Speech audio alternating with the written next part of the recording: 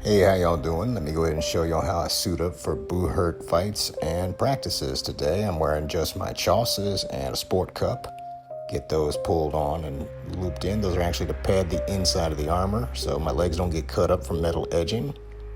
And it's a little additional padding, but it's hot and it does its job. Now I'm tying on Sabatons. First we've got the right side here and the left. These are to protect my feet from downward strikes, and they're essentially just a pair of boots with armored plates above the toes. Talk about your steel toes. Brahma wishes they made those. Alrighty, on to the Greaves. We've got the left leg first. These are put on next because the layering effect allows for the armor to protect you, but still retain mobility. I wear a type of greave that's made to lock onto the top of my cuisse, just below the knee, and that way I don't have to worry about a gap. All right, now then, we're strapping on the right hand side. Get this in place, and we're good. Give her a no place like home kick. We're good. Now then, on to the cuisses, and these go just above from the thigh down to just below the knee. I like to wear articulated because my knee joints can only be mangled but so much, and I have too much other stuff in my life for them to get blown out. And once they're in place, I'll give her a knee check.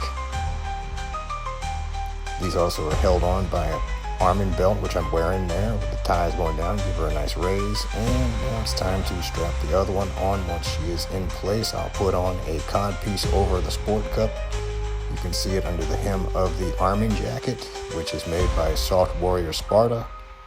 You can find them online. They make damn good practice weapons and padded gear. A good buddy of mine referred me to them for that jacket. Thanks again, Pete. Now then, a gorget, which is from Medieval Extreme. These things are good for filling in gaps around your collar of your armor, particularly if you wear brig-style armor like I do. And this is to make sure my collarbones don't get busted from an errant strike through a gap.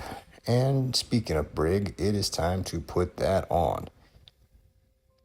No, I am wrong. That is my plate skirt. This is the newest piece of my armor. I wear it to protect gaps around the hips and all that sort of thing. Mine was from Forge of Swan. It's titanium plates. A little on the loose side, but it does its job. Now then, back to the brig. I wear a Wimbledon style, and this is essentially just a jacket of a bunch of metal plates that are riveted to a wool or leather back. I got mine in my trademark blue color because it allows me an easy way to find it when I'm in a crowd, or if I am traveling and fighting with a group of guys and we leave the armor all stacked up. And as you can see here, I'm struggling a little bit because my armor was tangled up from using it the last time I practiced, which was about 2 weeks ago. No problem. I can get the brig still on. Let's just start with the bottom buckle and work my way up. I'm wearing what is known as a pair of floating arms that have been modified to work like articulated. And they're tangled a little bit in the brig. So my boy Steve here, yeah, nice flex, bro.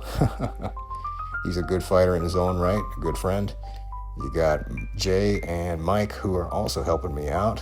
Mike and Steve are also members of the Tampa Swamp Knights. You can find our stuff on social media. They're over there just making sure that my arm is in place. A friend of ours recently had to modify them for me due to them being a bit too big in some areas. But once we get that strap untangled, we are in business. And here we go. Jay was able to find that arming strap, and now it's time to just bolt them in place and buckle up. And now the arm's in place. We're just shooting the breeze a little bit here, or at least, nope.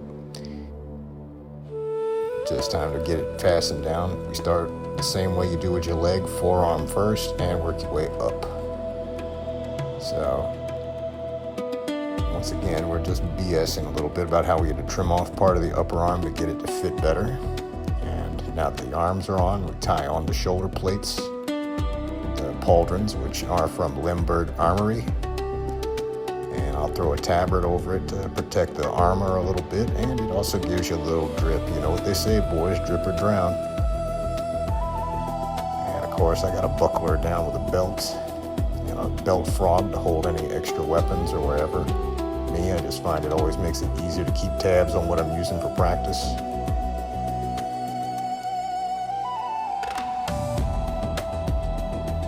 That being said, guys, if you got any more questions or want me to go more in depth on these things, feel free to ask. Alrighty. Now then, frog in place, belt buckled.